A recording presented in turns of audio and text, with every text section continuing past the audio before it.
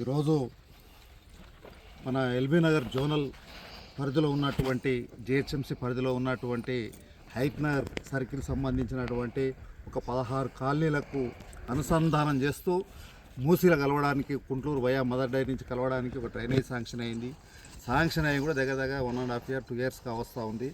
దాదాపు ఒక 2 విడతలుగా దీన్ని 2 బిట్లుగా చేసి గవర్నమెంట్ దీనికి అప్రూవల్ ఇచ్చినారు, శాంక్షన్ అయ్యింది. కానీ ఆ కాంట్రాక్టర్లకు డబ్బులు ఇవ్వడం మూలాన ఇవ్వకపోవడం మూలాన మొత్తం ఈ వర్క్ అంతా ఆపేసినారు. ఫస్ట్ బిట్టు కంప్లీట్ అయిపోయింది, అది 1,50,00,000 అది. రెండవ బిట్ వచ్చి 1,75,00,000.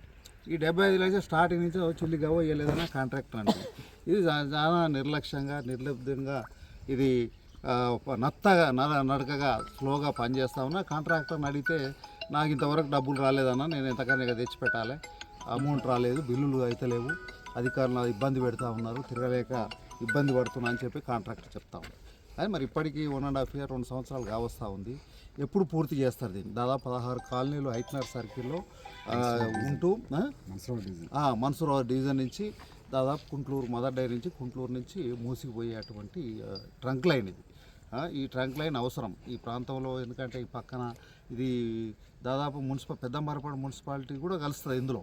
కాబట్టి దీన్ని త్వరితగతిన మా డిమాండ్ ఏంటంటే దీన్ని నత్తనడకగా పనులు కాకుండా అతి త్వరగా వాళ్ళకి బిల్లులు, ఆ కాంట్రాక్టర్ వారు అవుతుందో వాళ్ళకి బిల్లులు ఇచ్చి తొందరగా ఈ పనులను పూర్తి చేసి ప్రజల సౌకర్యానికి ఈ డ్రైనేజ్